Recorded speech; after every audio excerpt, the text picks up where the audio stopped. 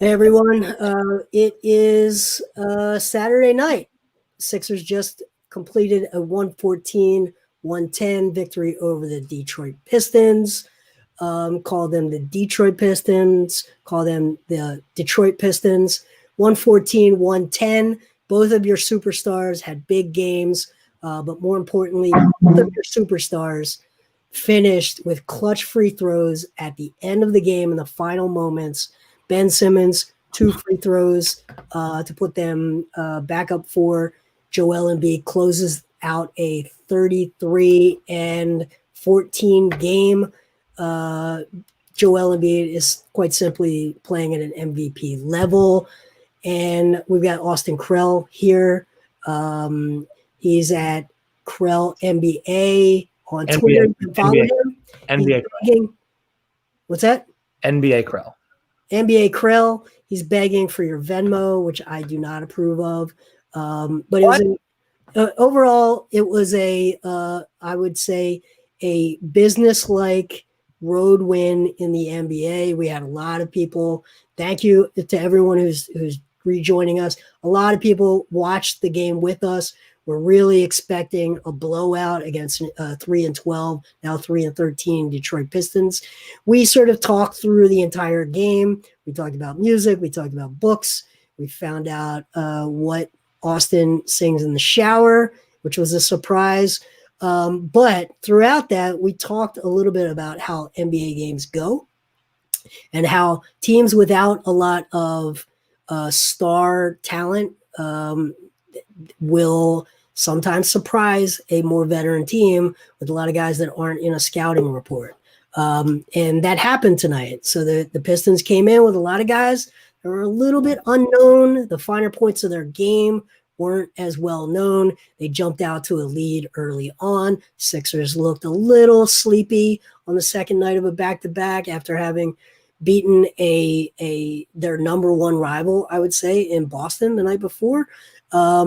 But, you know, if you were with us, you heard us say this feels like a game that the Pistons had to get up by about 20 points or they were going to slowly get reeled back in. And that's what happened, quite frankly.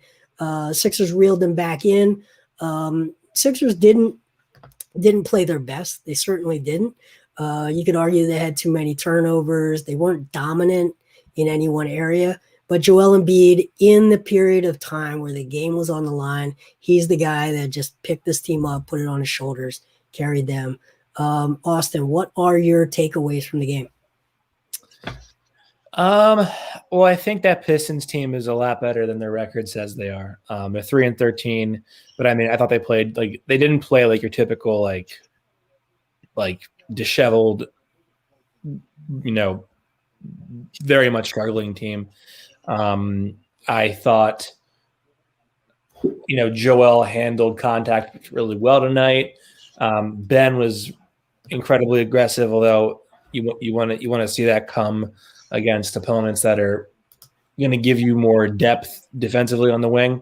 Like it's easier to take advantage when it's Wayne Ellington, you know, defending, or you know whoever else that might have been that was on Ben.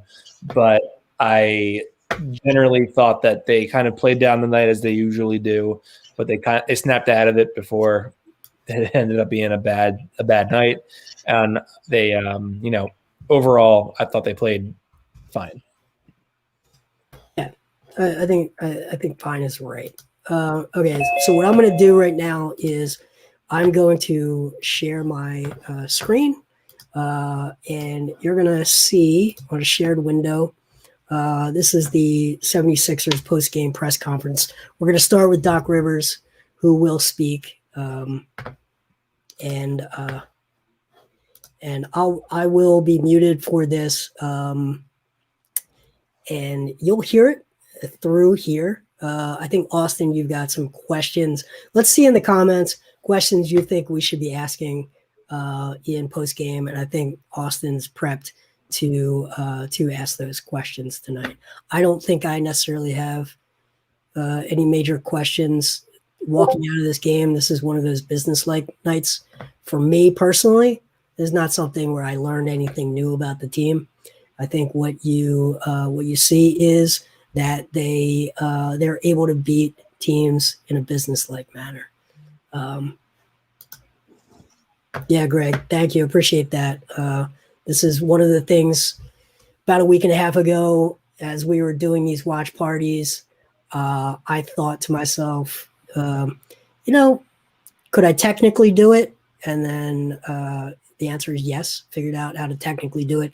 Then I had to check the NBA rules for media, and are we allowed to do it? And I checked, and we are allowed. We have broadcast rights to do this. So you'll hear, others will tell you, they've been on here when I've asked many questions after a game last week.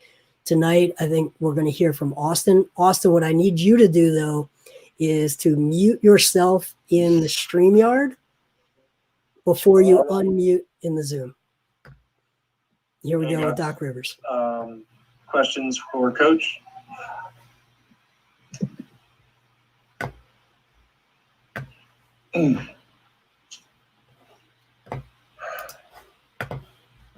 Good. All right. Thank you, guys. Take care.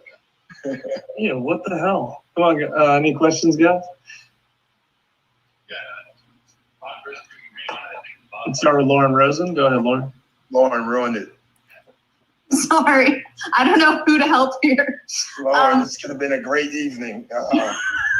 I'm sorry, Coach. Hopefully this is a layup. How heartening is it for you to see Joel, Ben, and Tobias all perform well 2 nights in a row on what must be a pretty tiring back-to-back? Yeah, it was a tough night. I tell you, it wasn't a beautiful game by us, but it was a win. It was one of those NBA games where you can see our legs. We got so many wide open shots down the stretch. Everything was front of the rim. We just needed to survive the game, and I thought our guys did that. So really happy with the win. It's a road win, which we need to keep chalking those up.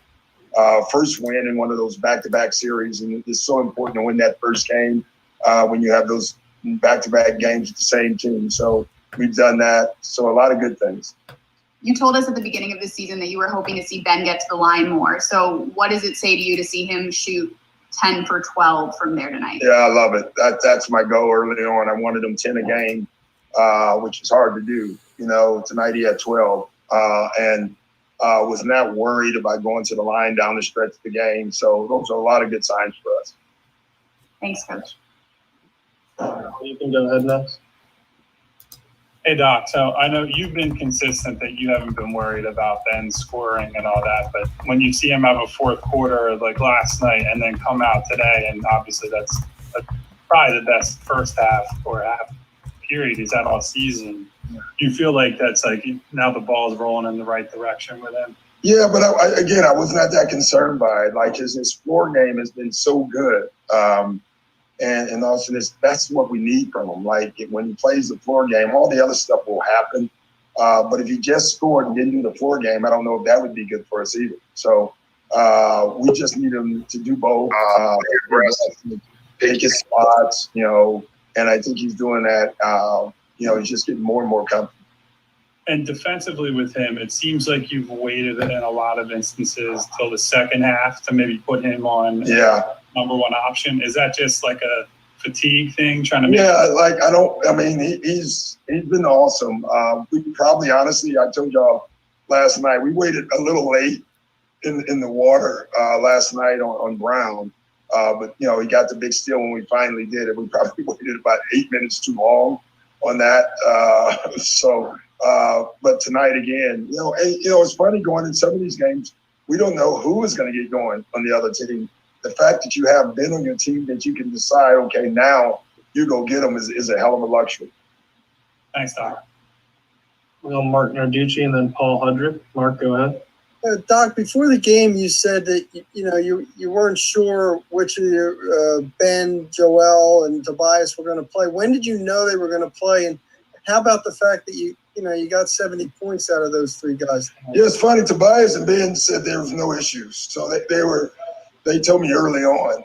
Joel was pretty much, he kept saying he was going to play, but he kept stretching and doing all the other stuff. So we didn't know until literally right before our meeting with Joel. Okay, thank you.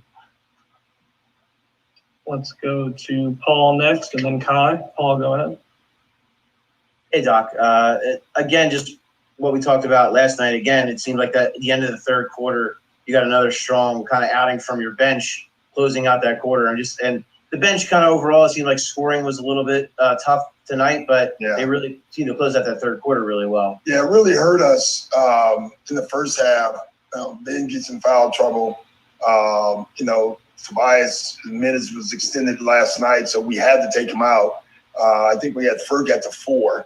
When you look at our roster right now, that's one of our tougher areas, having Mike out. Even with Mike, we need another big, obviously. And that hurt us tonight a little bit. But third quarter, they were fantastic again. And Tyrese, his minutes have been cut quite a bit, but the last 2 games, I think he's come in and made a heck of a difference with his ball pressure and his pace. Thanks, Doc.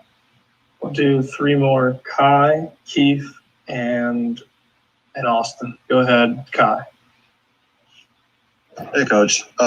Seth had 14 points, but he didn't really knock down the 3-point shot pretty well. What does that say about his offensive game, and what does that add to your offense as you continue to move out with this season?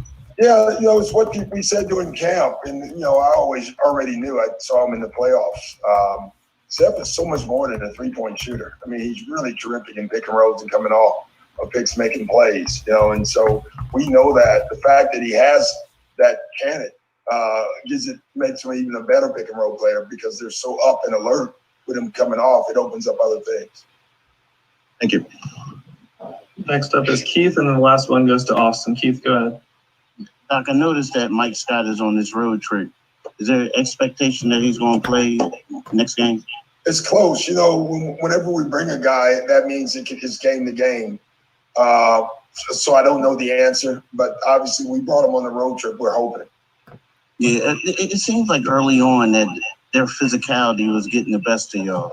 And it seems like y'all adjusted. Were you kind of happy to see how you guys kind of battled through that?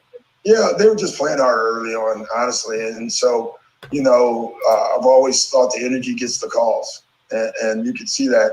And then when we upped our energy, things went our way. So that's just the way it works. Thank you. Last one to Austin. Hey, Doc.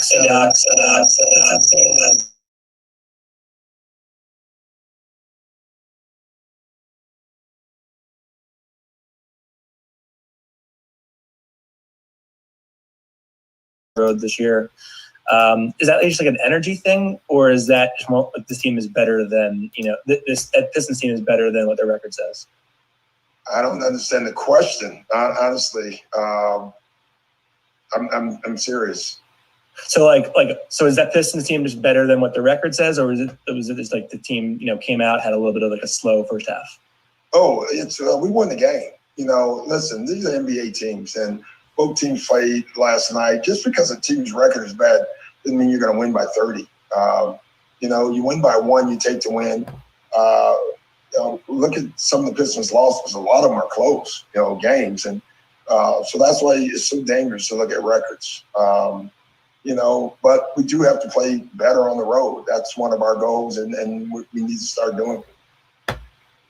Thank you. Thanks, Coach. All right. Thanks, guys.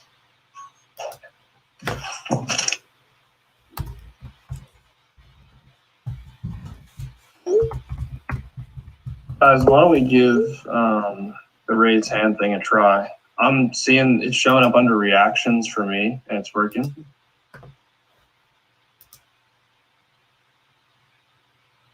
I just Just hit it and nothing happened. Okay, and now your sound is crazy. And then everybody's dropping in the chat that it's not working. My question for you and everybody else is, does a button show up that says raise hand though? yes. Okay, well, that's good. I mean, that's good to know, but it's not very helpful. Mine hasn't showed up in weeks. I just used the function on my keyboard. Yeah, I gotcha. Okay, well, I think we can manage with this flow. Guys that were texting me, keep texting me, and then everybody else, if you want to drop in the chat, that's probably the best we're gonna get. Thanks for dealing with it.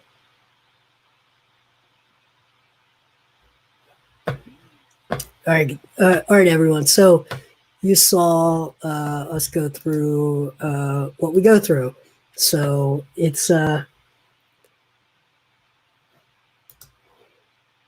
yeah. So Austin is one of our guys. Austin just asked that final question. I talked about it a few minutes ago. I don't actually have a lot of questions after this game.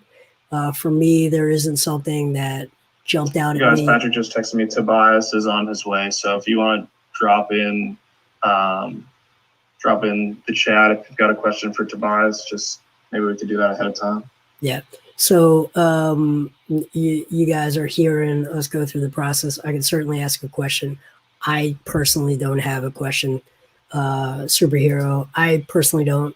But Austin had a question. He got the last question for Doc tonight. I had to bump him from the session here because of that sound feedback. I was just making sure it wasn't feeding back through.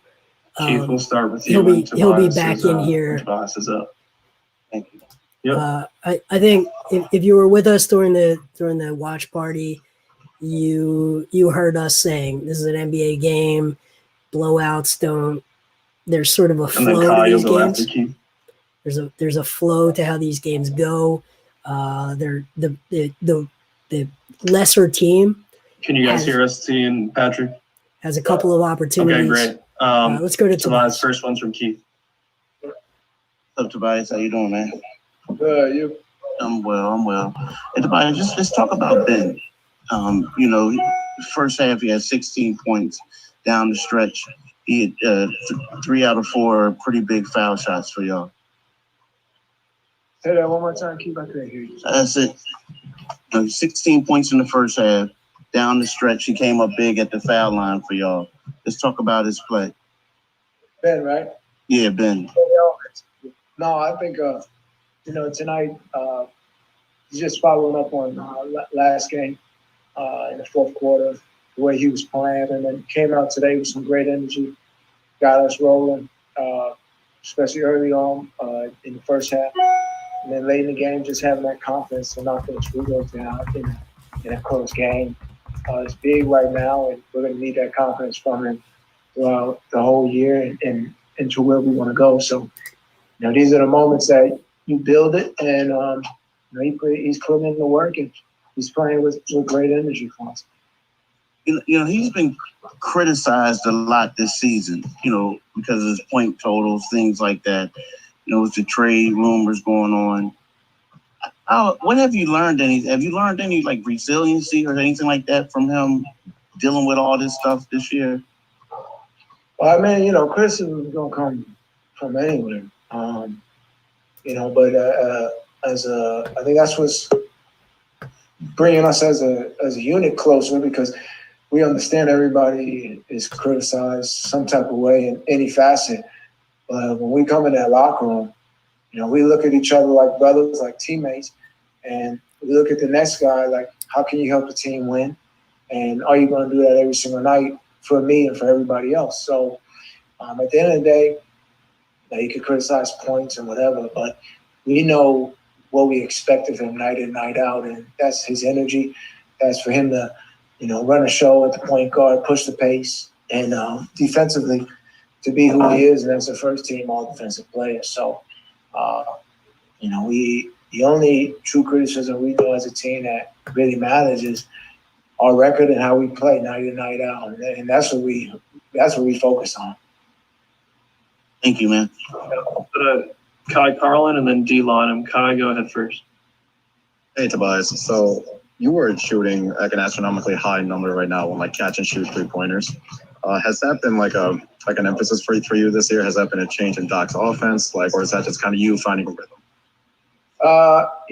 Accumulation of all three of those. So for me, it's to give myself balance open and make those threes. But guys we have a lot of space out there on the floor, so we know as a team once we get that extra pass for a great shot, that's what we want night in, night out. So getting those looks, but then also knocking them down and having the confidence to make them. I think the big difference is now they're beginning to come in a rhythm where, for me, I've always said a player that flows in rhythm. So if the ball's moving and we're moving, I'm going to be successful. And, that's just the nature of the flow of the game and how I work. So when those shots come in rhythm, I knock them down.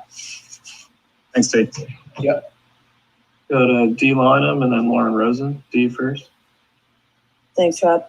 Tobias, I'm just curious if you could kind of articulate how you would describe how Doc has put his fingerprints on how you all are playing. Because I think across the board, people who were here a year ago, their games have all been elevated. And obviously you have added some people that are key pieces as well. But how would you articulate with Doc and how he has made this happen? I think we're still a work in progress at the end of the day too. We've been successful thus far, and we still have ways to go. And I think that's the beautiful thing of it. And if you ask Doc that also, I think he'd say the exact same thing. We can still get it up another few notches. But in terms of like what he's implemented, I would say we're more organized on the floor as a group, and we have more of a determination to make the extra pass for the next guy, to play off one another. We're playing off each other a lot better than we have in the past, and we're trusting each other. So, I would say that that's been a thing that we've always talked about, but not necessarily did it in 100%. And now we're getting to that, and he's just done a great job of staying on us, giving us confidence, and letting us play our game, but at the same time letting our game help improve each other's games. And that's in a nutshell what it is. And I would say that's probably how I would describe it. Thank you. I appreciate it. Yep. Next, go to Lauren, and just a reminder for everybody, if you have a question, just drop me a chat in the chat function of the bar. So Lauren, you're next. Hey Tobias, the whole time you've been in Philly, you've sort of talked to us about wanting to grow as a closer and be able to finish games and be a go-to guy late in games, and you've really done that the last few games. So how is your confidence feeling in the fourth quarter? Do you notice any sort of change? Yeah, just being able to find those looks. I think obviously Joel's going to have a huge crowd when he gets those looks in the fourth. But being able to be reliable to knock down those shots, to make the right plays, I think that's the bigger thing. Big picture is making the right plays fourth quarter. Let's hit the open guy. Let's get the right shot that we want. And most importantly, defensively, let's get stops. So for me, just being able, game after game, to progress and know my spots, and then also know where I can get these shots off at to be effective in fourth quarters. I just have one more. You and Joel have been really complimentary of each other in your respective Zoom meetings. How has your chemistry or friendship been coming along with him this year? It's been good. I think, you guys can see it with Joel, in media, in the games. He's in a good place of just having fun and enjoying the game. And he's a competitor. He loves to play basketball, loves to compete in general. It doesn't matter what it is. But he's having fun out there on the floor. We're embracing each other. It's a really good vibe from a whole team as a whole. And I think, I know he's one of the biggest parts of it. And he's starting to use his voice a lot more out there on the court for all of us to kind of, follow up on. So, it's been awesome to be able to be out there with that. Thanks, Bryce. No problem. Thanks, Tobias. Appreciate it. All right. All right, so we'll have a couple of minutes here. Austin, mute your sound on your Zoom, and then give us your thoughts on what Tobias just said.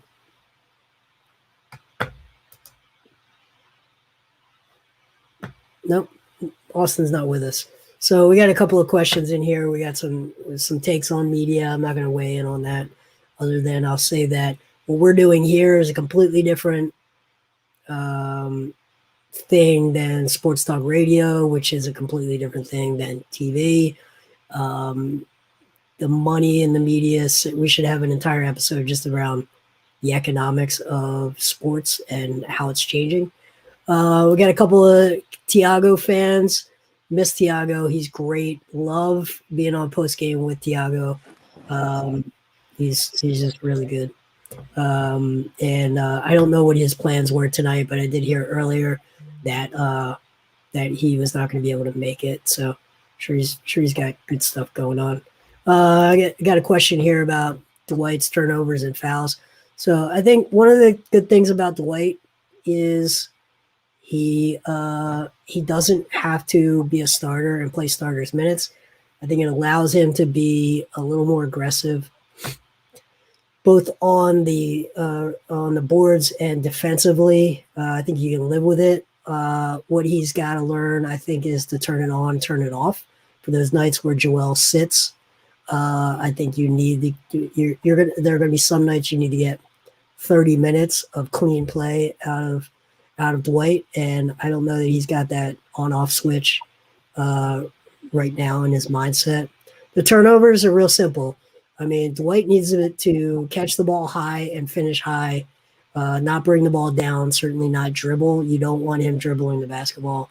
He's just he's not a super skilled big man. So catch high. You want to feed him the ball where he doesn't have to put the ball down, get into a rhythm. So lob dunks are where you want him, offensive rebounds, and just keep preaching, keep the ball high, don't bring it down, and find an outlet. If the putback is not there, find your outlets. To me, it's that simple with Dwight. Let's see. Let me look at some other comments.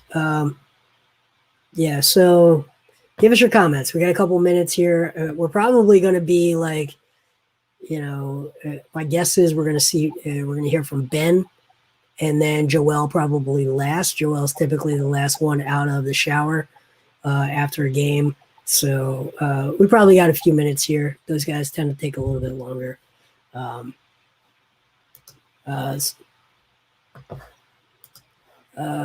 Recently he's been fouling and turning. Yeah, and again, this part of that is he's not a secret anymore. These teams now have tape on him.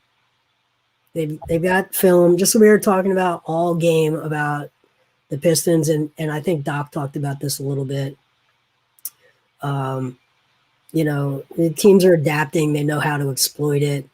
I think he caught people by surprise for a little bit, but his weaknesses are what they are. Dwight is who he is. Superhero, you got it exactly right. It's just one of those habits. But look, he's still possibly the best backup center in the league.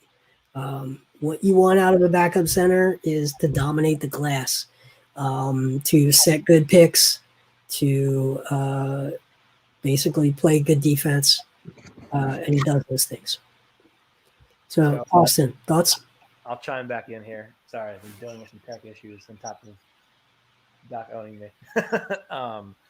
But I think with the Dwight thing, it's important because number one, like we saw last night with the with the Boston game, they put him in these lineups where there's not a lot of spacing because it was Ben and Matisse, and then like the people around him last night just weren't. They were being lazy. They weren't cutting. They weren't being intuitive.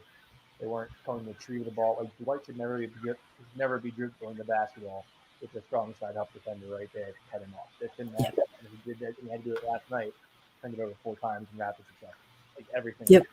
I think it's like a good. And people would wonder because this is what Dwight is in his career. Think about how unique of a player. Like even like sure he was similar to Shaq and how he could just bulldoze people over. But like Shaq had a handle a little bit. Shaq was a lot more like he could start top of the key and get to the rim and like easily do it.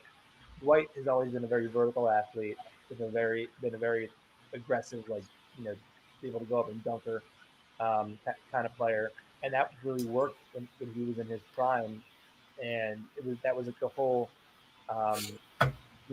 surround by shooters premise thing where it worked in Orlando.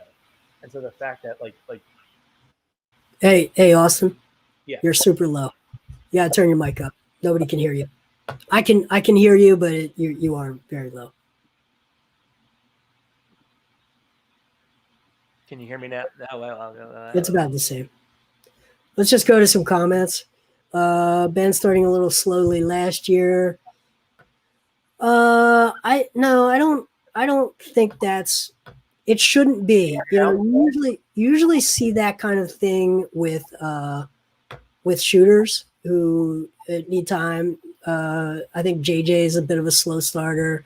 Robert Covington historically was a slow starter. It tends to be shooters that have those slow starts.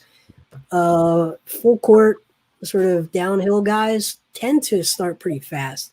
So I'm not letting off the hook yet. Can you hear me now? Yeah, now you're loud. Okay, so what was the last thing you heard me say? Well, we got you talked about Dwight a lot, but we pretty much beat the Dwight thing up, I think before. So let's go to some other questions here. So there was a question about the All-Star game. When is the All-Star game? I don't expect an All-Star game this year. I've heard some whispers that they might be doing it, but a bit of very like not in the traditional sense of the All-Star game. I do know that they're going to have like a selection show, so the players feel like the achievement of it, but not like that. That's like the very minimum. But the game itself, I'm not sure yet. But I think with time, time goes on. Well, I'm gonna get some water. I'll be right back. All right. Yeah, I don't think an All-Star game this year would be a great move. The knee, yeah, maybe the knee was slowing him up. Again, it's I just don't. I'm not letting him off the hook. I think he didn't come out great. I think most of it is that the book was out on him, and he's making the adjustments to those adjustments. I think the team is also adjusting to how opponents were setting up for him. Greg, you're expecting Austin to manage his tech side, and that might be like asking Ben to shoot threes. I am right here. How dare you? Yep. Now it's too loud. Yeah, you're clipping a little bit. How about now? Where is it now? There you go. Perfect. Lock that in. Save that profile. Do you have thoughts on PJ Tucker? I love PJ Tucker. I think he'd be a really good fit. I don't think I don't know that I'm convinced that all of a sudden someone Fertitta is going to be so willing to deal with Daryl Morey. After part of the reason why he didn't do the Harden trade with a clearly better package of options. I don't know that he's willing to do it. Also, Greg, I appreciate the donation. Jason said he did not approve of me putting my Venmo up, so I took it off. But I appreciate the 50 cents you gave me. Believe it or not, well, I won't say this because Jason might get mad at me again. But say what? That was my first 50 cents I've ever made.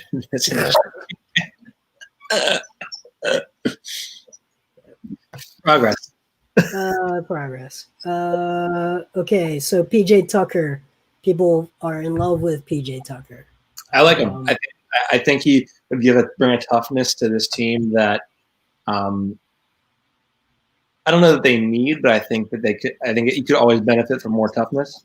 And I think the difference is that Mike Scott is gonna he'll make the shots that Mike Scott doesn't make. Yeah, I don't know what the price is on a PJ Tucker. Undersized guys that aren't super athletic, when they hit 35, I worry about them. I know he's shooting 46% from three. That's pretty good. This year. His attempts are way down, so he's only taking the very best of the best shots, clearly. I don't know. I don't know what the price is. It's like, do I like him? Okay, let's talk about what the cost would be. I have no idea what the cost would be. I would guess like 2 second-round picks. Okay. Those are second rounders are Isaiah Joe. They're Shake Milton. Yeah, I don't know that I would do that. I would do like Furkan and 1 second.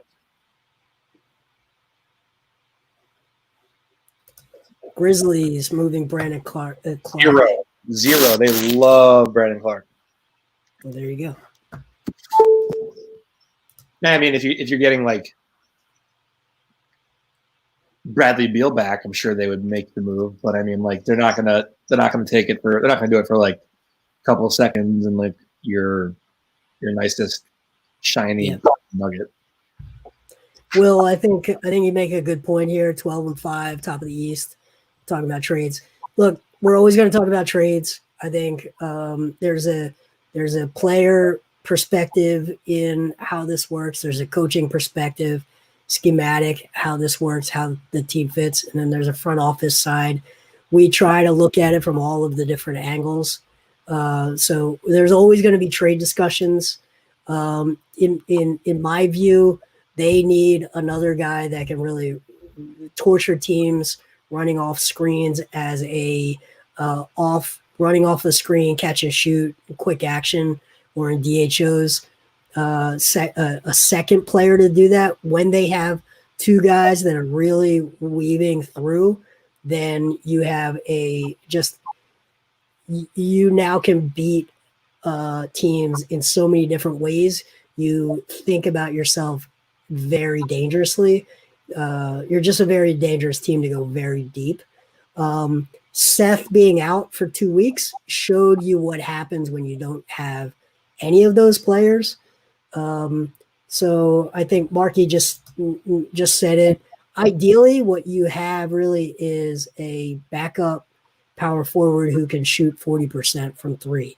Is that Mike Scott? Not so far. Is that Bielitsa, who is available from Sacramento? Maybe. I think what they need is PJ Tucker a power forward? He's 6'5". Is he a power forward? He might be that guy, but it's basically a rental. I got to look at his contract, but you are basically spending a chance at a useful player in the future for a chance to make a deep run this year. Yeah, he's expiring $7.9 million. So you can make the money work. You'd probably make the money work with Mike Scott. So Tucker would be in, Scott would be out to make that work. There are other ways to do it. Thibault and Terrence Ferguson would do it as well. So yeah. Danny Green didn't have a great night tonight, but I still think he does a valuable thing. Actually, he had 7 points, 1 for 5 from 3. Danny Green does a lot of things for the team, and if people are worried that he's going to have 1 for 5 nights in the playoffs, there are probably going to be some of those. But he is someone I think you can rely on defensively in the playoffs, and you can camp him in the corner. And when other things are working, he's going to create a reliable outlet for you. What are you laughing at, Austin? Austin. Brian, can you hear me? What's that? Can you hear me? Yep. Brian just tweeted at me my mic during the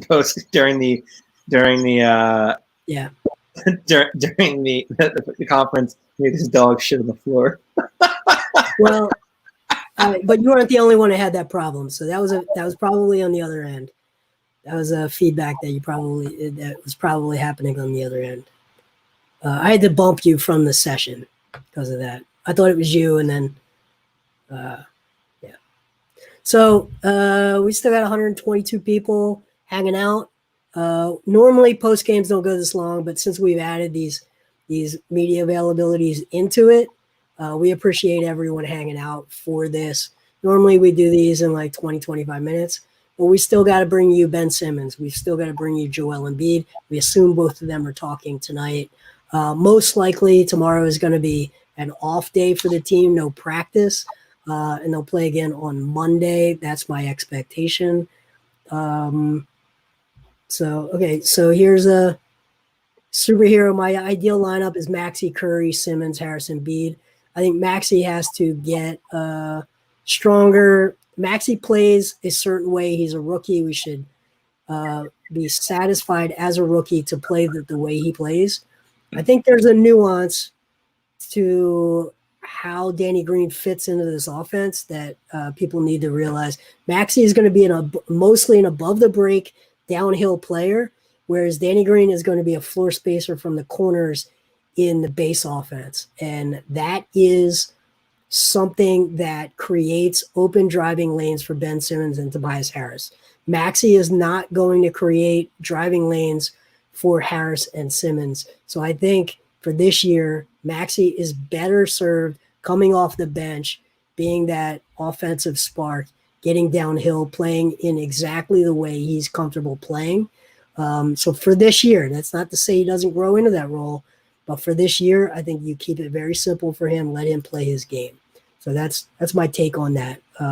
If that is your lineup 2 years from now, I think it makes more sense. But he's got to become more of a point guard. He's got to catch and shoot quicker, and he's got to learn to shoot from different spots on the floor. Okay. My laughing spell is over. I am back. All right. So, Will, I am not high. Everyone always asks me if I'm high. I'm not high. I'm just naturally very giggly and out there. It's a good job interview right there. All that Sade. They're just throwing Sade at you. Curry can basically take DG's role as far as the spot up. Yeah, I don't think it's as simple as like spot up shooter. It's really not. It's really like it's the spots on the floor, the actions they're trying to create. Curry is a run through screens, more of a JJ Redick. Danny Green is more of a standstill in the corner, floor spacer, move in subtle ways, just maintaining integrity of the offense and opening lanes. That's not his role. So they both are 3-point specialists, but in very different ways, in my view. There's like 6 different elements of like 3-point shooting that people don't really like. Like they think it's just as simple as catching and shooting the ball or like shooting off movement. There's like so many different elements of it. Like JJ is a different shooter than Korkmaz, is a different shooter than Jason Capono, is a different shooter than Jason Capono. Yeah, that's like my pro comp, Jason Capono. There's so many different elements of it that like are down in like the nitty gritty of basketball.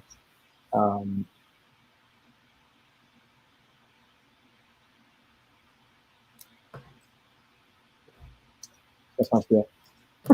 Yeah, I don't know. We talked about this during the game, early in the game, actually, about the Nets. Don't get seduced by the Nets being this bad defensively right now. I think they're going to be a tough out in the playoffs. I think they're probably trying a lot of different things. They're tolerant to a lot of different bad nights defensively while they try to assess what style they want to play. They have 3 guys that turn it on in the playoffs. That's what I'll say. And they could easily be a quick out, turn on each other. I think their biggest problem is going to be from within, chemistry. Do they turn into a team that just doesn't like each other within the next 3-4 months. I think that's really possible. Their lack of depth, I think, is problematic if they get injuries. But I think they're expecting to be active in the buyout market. And I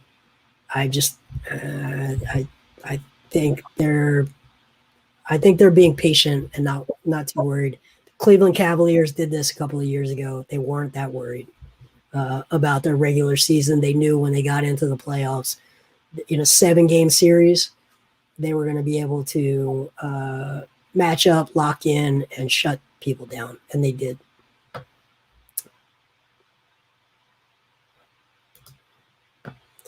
Yeah, I think this is real critique, but when you look at the matchup specifically with the Sixers, like who's really going to punish them on the Sixers for having Harden and Irving being, let's say, not elite defensively one-on-one. Shake Milton would have to have a lot of 30, 35-point games. Buddy Hield, you still interested, Austin? No. He's shooting 37% from the field and shooting 37.5% from three. That's horrible. Not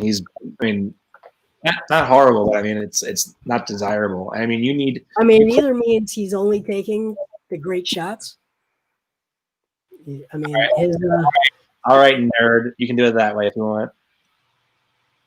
He's taking 10 threes a game out of 13.7 total field goals. So, 70% of his shots are coming from behind the arc. So I think that throws off the overall field goal percentage. Let's look at his true shooting percentage. 52.5. So if he's getting a slow start as a shooter from three, I wouldn't raise alarm bells. He's taking a ton of threes. But obviously Zach LaVine would be choice one, right? No, you can't say Zach and Buddy in the same sentence because they're way different players. Like Buddy would give you that added element of stretching defenses because he needs such little space to get a shot off. But I think Zach would add an element to this offense that they really desperately need. And they don't have it. Like Zach can go ahead and get you 25, 30 in the half and can make some unbelievable shots off the dribble, which is what this team needs at times when it's a slog to open things back up. Hield's in and out, and he takes a lot of threes. His shot selection at times is a little bit spotty, but he fits really well on this team because of the transition opportunities he'd have to score the ball. That's exactly right. I think the Buddy Hield is going to get his shots in transition, and that means that the team has to generate turnovers. So who are you putting him on the floor instead of? Is it Danny Green? Well, you're probably downgrading your defense at that point.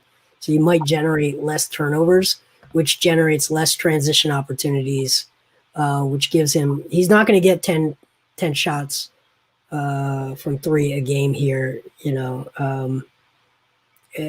not the kind of guy like we talked about, the JJ Redick or the Seth Curry, who's going to run through a bunch of screens in a half-court offense. He's also not a guy that wants to shoot from the corners. He wants to shoot above the break mostly.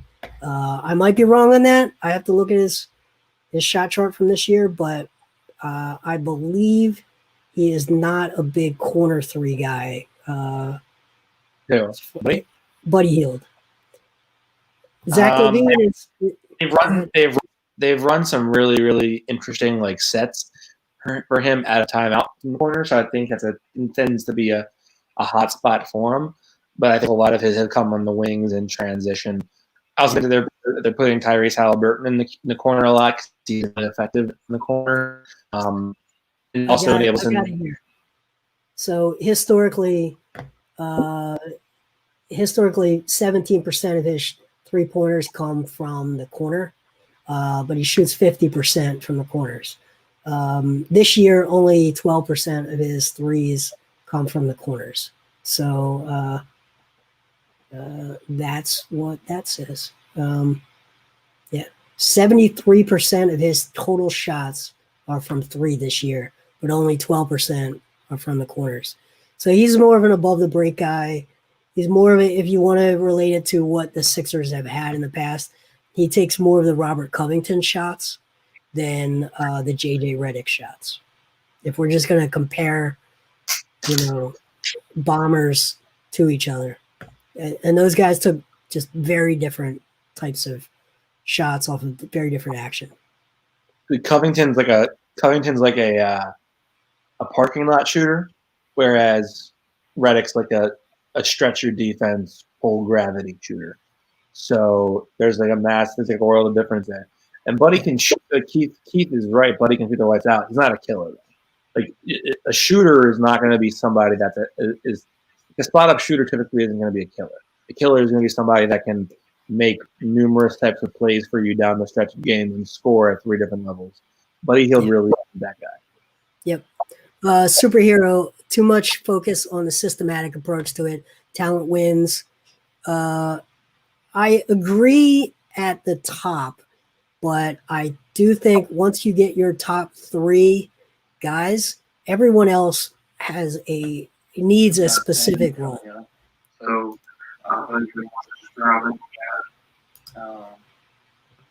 We got Ben Simmons coming up.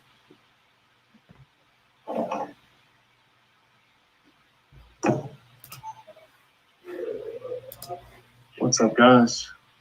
All right, why don't we go? Lauren, would you like to start this one? Sure. Hey, Ben, it looked like in the first quarter you really picked up where you left off last night. How good did it feel to get into a rhythm that early? I mean, it was nice. Felt nice at the start, but it was a long game, so I never let the highs get too high and the lows get too low. So just staying consistent and then picking up defensively. I was slacking a little bit in the first half, trying to pick up my defensive assignment, on Grant a little better into the second. I know you guys probably wanted to win like a little bit more decisively tonight. Does it feel good to learn that you guys really can go into halftime with a little bit of a deficit and continue to crank out these wins? Yeah, we know we can. It's just a matter of doing it and locking in. From the first to the last guy, everybody has their jobs, their roles. I think, not every night somebody's going to have a great offensive game or do what they usually do at a high level all the time. But Coach mentions it all the time. If you're able to give us something else that can help us win, go out and do that. So whether it's offense or defense, everyone needs to contribute somehow. Thank you, Ben. As you might be able to imagine, these guys are on their way back to the hotel, so we're quickly going to go Kai, Mark, Paul. Kai, go ahead first. Hey, Ben, just real quick, can you just talk about your defense on Jeremy? Because Jeremy, I think, came in averaging 25 points, and you guys held him to 11. So what did you do specifically to try to slow him down tonight? Just being me. I feel like, when I'm locked in and ready to go out there defensively, it's tough for anybody to really score on me or take advantage of certain mismatches. But I feel like I'm a dominant defender. When I'm locked in and ready to go. So I don't really care who I'm guarding.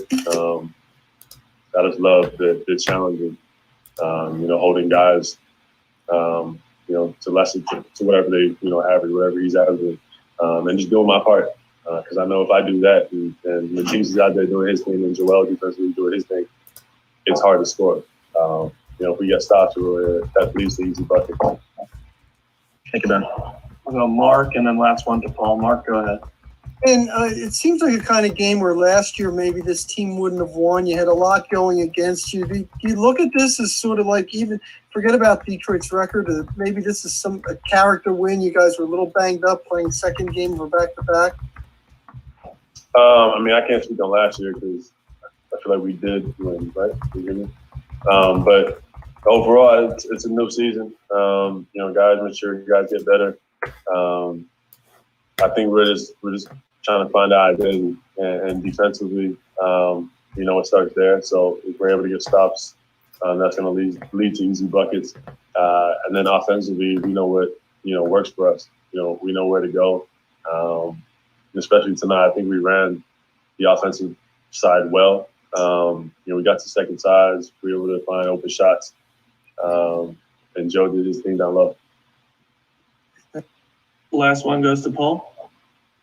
Hey Ben, 10 and 12 from the line tonight, and it seems like you're kind of hitting your stride there in general. I noticed pregame you're working more with Sam on your free throws, kind of intertwining it with your other shooting. How big of an emphasis has that been for you in general? Huge. I know I'm capable of getting to the rim and drawing fouls, so if I'm able to get to the line and get 10 free throws up, I got to be knocking them down. That's tough. And then late game, guys want to foul me, they can go ahead and foul me. I have the confidence to step up and knock them down, especially late game. Thanks, Ben. Thank you. Thank you, guys. Appreciate it. Cool. Thanks, everybody, for dealing with the technology issues. Tomorrow's an off day, obviously, after the back-to-back, so I'll send an email to you guys shortly. Thanks. Okay, so that's it for tonight. I don't know if you heard the. It looks like you guys did hear it, most of you. So that was Ben. Very confident player defensively. I did ask for a question. What I would have asked was, and I'll probably ask it Monday, really about this approach. 117 viewers. When did that happen? What's that? 117 viewers. When did that happen? It's been all of post game. So hey, folks, we're almost at an hour. That's way too long for post game. But we appreciate everyone who stuck with us. Loved all your questions. Thibault's shooting struggles. Will, real quick, and let's talk about this again on Monday.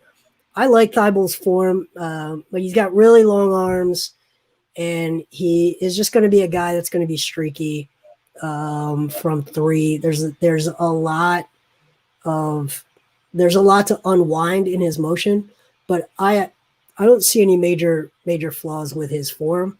He's just not a guy that has a ton of touch. So he's going to be a very streaky shooter for most of his career. As long as he's not turning the ball over and taking bad shots, it's not a big deal to me. I think he gives you a little bit more on the defensive end, and he's in the right spots in the offense usually. What really surprised me is that Thibault doesn't long arm shots very often, which is something that you sometimes see from developing shooters because they're not quite sure the calibration of their distance from the rim. It can be a little off, so they might by nature kind of long arm shots. But I mean, that doesn't really happen to him. But it does happen. You can kind of tell when his coordination's a little off. Yeah, I think he's aiming a little bit. I think he's trying to place it a little bit, and that's part of the lack of touch. And that some of that will come with time, but some of it is just the nature of a player like that. Okay, all right, everyone. That's it for tonight. Thanks to everyone who stuck with us during the game. Austin, thank you. NBA Krell, follow him. Aren't you really close to a milestone on Twitter or something? I am 16 followers from 3,000. Get this man 16 more followers so he can get to 3,000 tonight. I want him to wake up tomorrow morning with 50 cents in his bank account. And Demo took 25 cents. Demo took 25 cents. So now I have one quarter going in. So I took a screenshot of the Venmo. Wow, you're professional. Thanks to everyone. And that's it for us. And we'll see you again. We got plenty of content coming. So every day you'll see. One thing, Austin, by the way, before we go, I'm going to tomorrow, Audi is sending me the new e-tron Sportback for an 8-hour test drive. They're delivering it to the house. So I'm actually going to video a review. I'm going to take that thing over to 76ers Field House. I'll get some video that you guys will get a review on our YouTube of the new Sportback e-tron all electric. I've never driven an all electric all-wheel drive car before, but I'm looking forward to it. And we'll have plenty of content tomorrow, I'm sure. Diabler, Thiago, Brock, everybody generating content. And then we'll be back for another watch party on Monday night. So, yeah, so I think so, superhero. Why not? So I have the philosophy of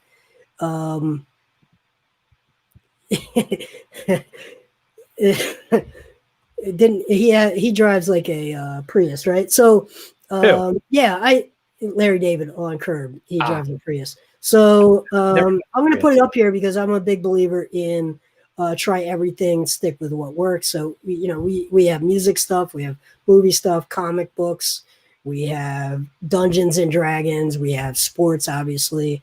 So tomorrow, I don't see a reason not to put it up, and hopefully I'll love it. Hopefully I don't love it enough to buy it because my car still feels brand new to me. So, but I will definitely bring you that video review tomorrow. Oh my God, I got another Venmo. This is awesome. I'm getting paid all kinds of money tonight. This is tremendous. Wow. All right. Good. Once Venmo takes their cut, and then, This is unbelievable. I can finally tell my dad I made it. Thanks. Thank you, Jess.